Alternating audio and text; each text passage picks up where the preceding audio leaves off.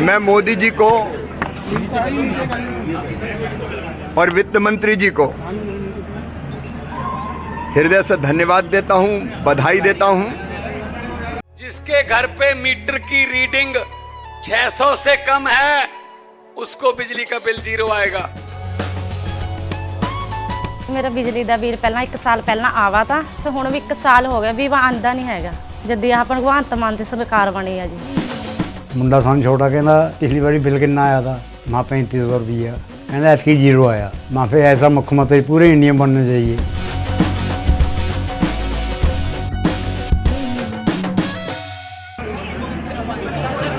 एक ऐसा बजट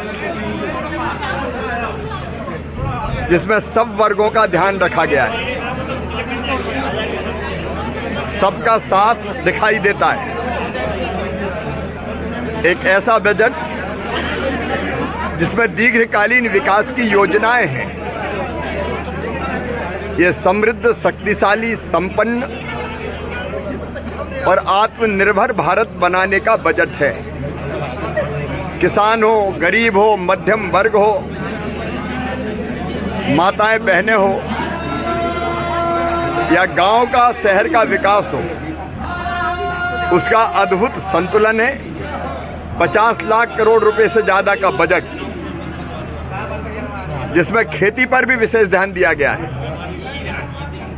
एक तरफ किसानों के किसान सम्मान निधि के लिए प्रावधान है, तो दूसरी तरफ किसानों को सस्ता फर्टिलाइजर मिले, यूरिया, डीएपी, उसके लिए बजट में पर्याप्त प्रावधान किया गया है।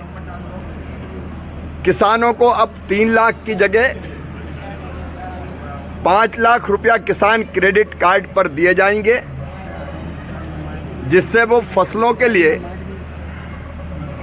जो आदान की जरूरत पड़ती है उसके लिए ज्यादा पैसा होगा।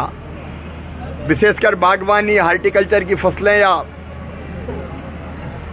फूल, फल, सब्जी की जो खेती करते हैं उसमें लागत ज्यादा लगती है।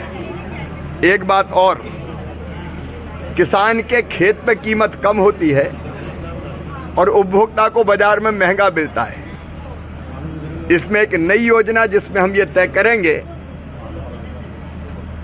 कि बीच में जो लाभ जाता है वो चैनल्स कम हो और सीधे खेत से किसान से उपभोक्ता तक कृषि उत्पाद पहुंचे। मतलब उपभोक्ता को भी थोड़ा सस्ता मिले, किसान को ज्यादा पैसा मिले। 16 साल के उसका भी इसमें प्रयास किया गया है। जो 100 जिले ऐसे जहां कृषि की उत्पादकता कम है उनके लिए विशेष योजनाएं बनाई गई है। प्रावधान सिंचाई के लिए हो, सूक्ष्म सिंचाई की योजनाओं के लिए हो, एमएसपी पर खरीदी के लिए हो, दलहन और तिलहन के उत्पादन के लिए हो, सबके लिए पर्याप्त प्रावधान किया गया है।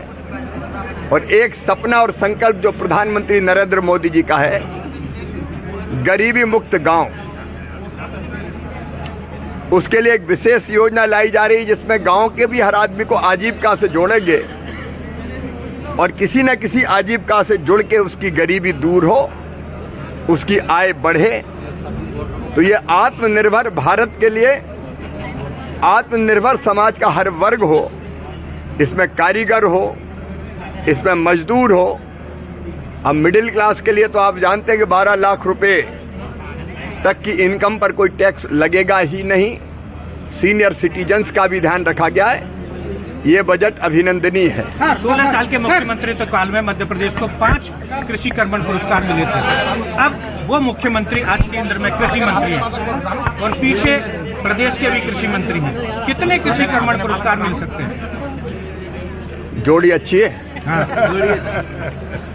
पहले भी रिकॉर्ड बने थे। अब मोहन जी के नेतृत्व में मध्य प्रदेश प्रगति और विकास कर रहा है और कृषि मंत्री अदल सिंह कंसाना जी लगातार किसानों के हित के लिए काम कर रहे हैं। तो कृषि कर्मण अवार्ड पहले भी मिले थे, आगे भी जारी रहेंगे।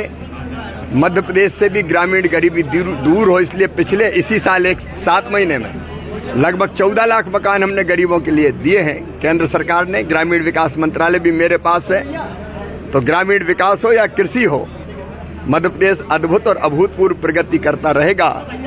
श्री मोहन यादव जी का नेतृत्व बहुत सक्षम, प्रभावशाली है और वो कर्मठ मुख्यमंत्री देश के शिवराज ने आखिर कौन सा जादू किया है कि लाडली बहना, मामा, भांजे, भांजी और यहाँ तक कि किरार धाकड़ समाज पलक पावड़े बिछाकर तैयार बैठा है।